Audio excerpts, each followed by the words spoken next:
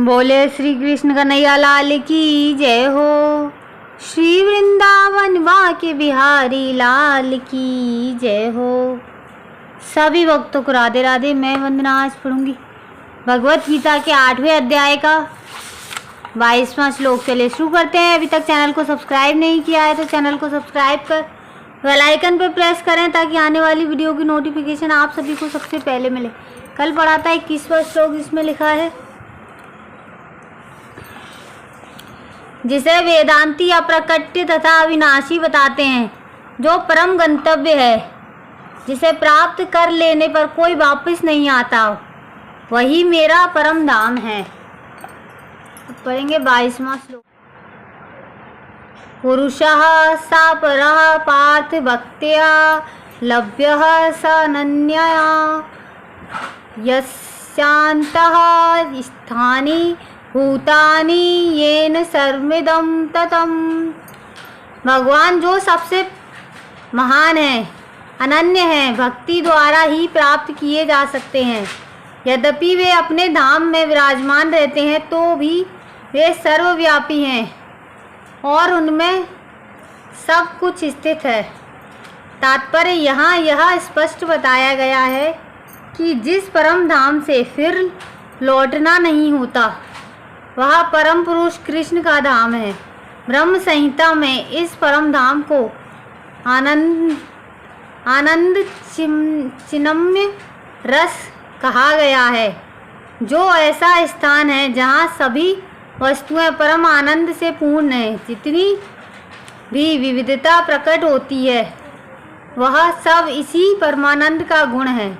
वहाँ कुछ भी भौतिक नहीं है।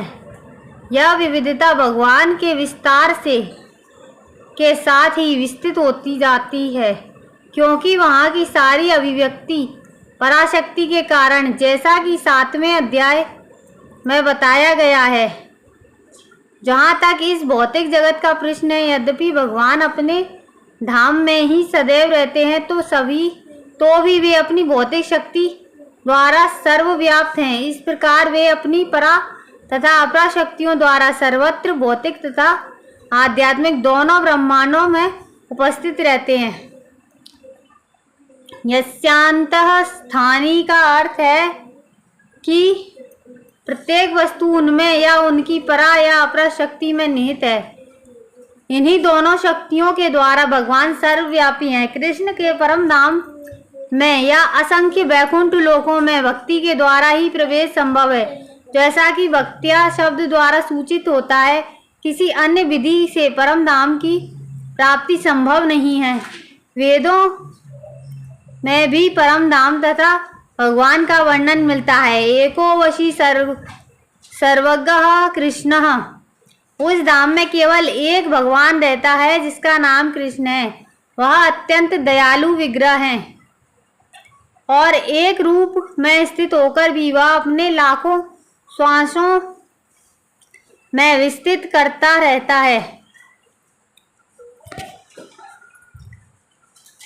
वेदों में भगवान की उपमा उस शांत वृक्ष से दी गई है जिसमें नाना प्रकार के फूल तथा फल लगे हैं और जिसकी पत्तियां निरंतर बदलती रहती हैं। वैकुंठ लोक की अध्यक्षता करने वाले भगवान के श्वास चतुर्भुजी हैं और विभिन्न नामों के विख्यात हैं। पुरुषोत्तम, त्रिविक्रम, केशव, माधव, अनिरुद्ध, ऋषिकेश, संकर्षण, प्रद्युम्न, श्रीधर, वासुदेव, दामोदर, जनार्दन, नारायण, वामन, पद्मनाम आदि। कल पढ़ेंगे। ब्रह्म संहिता में भी पुष्टि हुई है कि यद्यपि भगवान निरंतर परम धाम गोलोक वृंदावन में रहते हैं, किंतु वे सर्वव्यापी हैं ताकि सब कुछ सुचारू रूप से चलता रहे। वेदों में कहा गया है, परास्य शक्ति विविधेव श्रूयते स्वाभाविकी ज्ञान वल्क्रिया च। उनकी शक्तियाँ इतनी व्यापक हैं कि वे परमेश्वर के दूरस्थ होते हुए भी दृश्य जगत में बिना किसी त्रुटि के सब कुछ सुचारू रूप से संचालित करती रहती हैं। कल पढ़ेंगे 23वां श्लोक। अगर आज का वीडियो अच्छा लगा हो तो एक लाइक ज़रूर करें, कमेंट में राधे राधे लिखें। कल फिर मिलेंगे इसी समय इसी चैनल पर। जब तक के लिए सभी को राधे राधे। जय राम जी।